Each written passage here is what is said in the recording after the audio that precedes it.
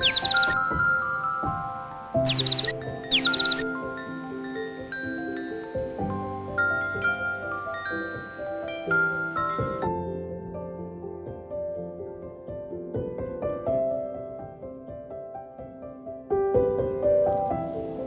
everyone, welcome to e-learning section.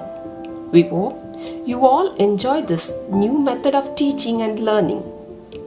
Dear students, today we are going to learn about the lighthouse, the ancient one, the modern one, how it works, what are its uses.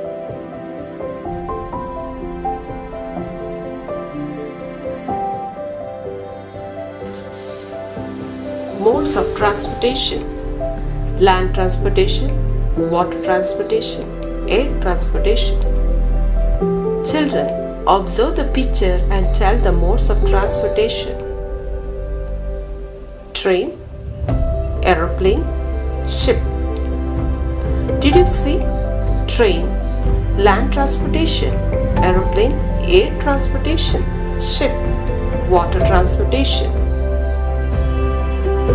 Children, think. If somebody is lost in the desert and do not find the route to get back, think. You're lost in the sky with your aeroplane. Pilot does not know how to get back. Think.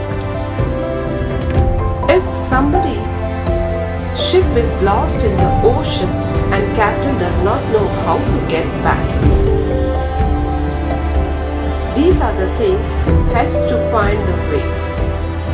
Compass, lighthouse.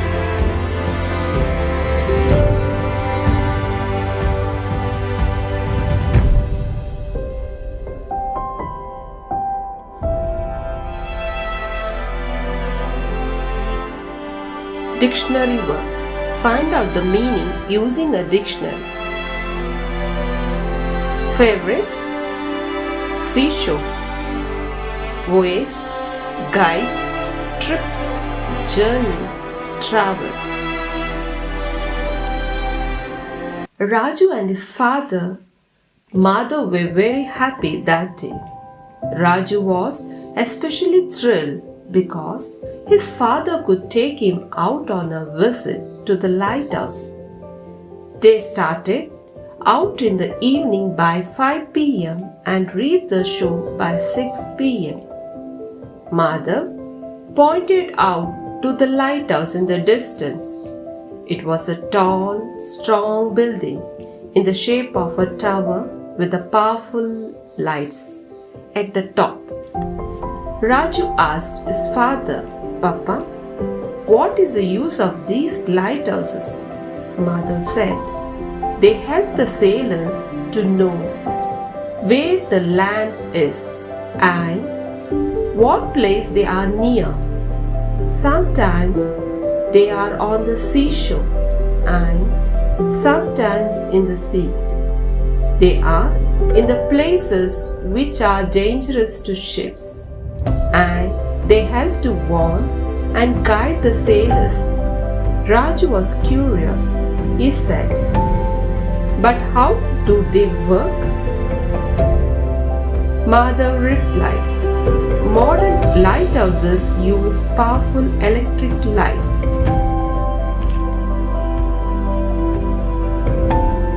Raju asked, "But what about those days when there was no electricity?"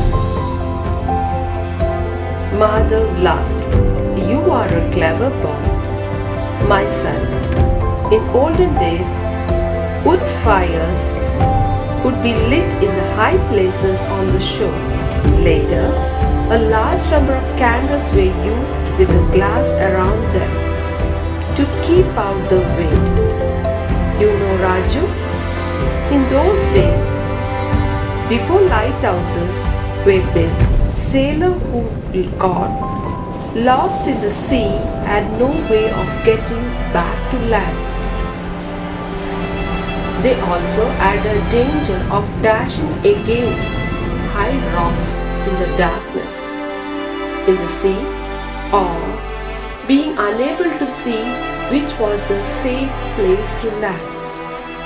These lighthouses guided them to safety.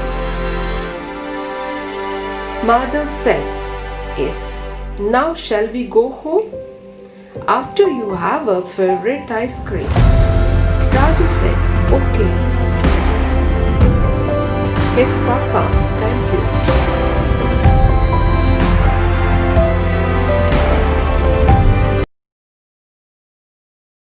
Seaside signalling spires that have guided mariners round the twists and turns of dangerous coastal obstacles for millennia. But how do they actually work? And what on earth is this? Let's jump in and find out. Clever engineers realized that light could also be further focused using a lens in front of the light source. The problem with this idea is that a lens large enough to gather all of this light would have to be huge, not ideal for the top of a tower. Not to mention, the larger and thicker the lens, the more light is absorbed by the glass itself when the light passes through. So in the early 1820s, Fresnel, a French physicist and engineer, came up with a very elegant solution. Fresnel knew that light is refracted at the point at which it passes from one medium to another, in this case, from air to glass and back to air, and that the curved surface of the lens focuses the light in the desired direction. So he simply cut away the rest of the lens. He brought down the surface of the lens in stepped sections so that the curve of the surface was preserved and the excess internal material was discarded. This allowed for light to be focused in a particular direction while reducing absorption of light by the lens itself, because the lens was not as thick. While Fresnel wasn't the first person ever to propose this kind of prism, he certainly pioneered developments of the eponymous stepped lens. Shortly after this innovation, extra prisms were added to the top and bottom of the lens so that it could catch and redirect even more light. Fresnel lenses come in all shapes and sizes, from the smallest 6th order lenses all the way up to the 1st order lenses, and even hyper-radiant lenses, like the one at the Makapu'u Point Lighthouse, which is insanely big. This invention revolutionized lighthouses and made them even better at their job. By redirecting more light, they could be seen from an even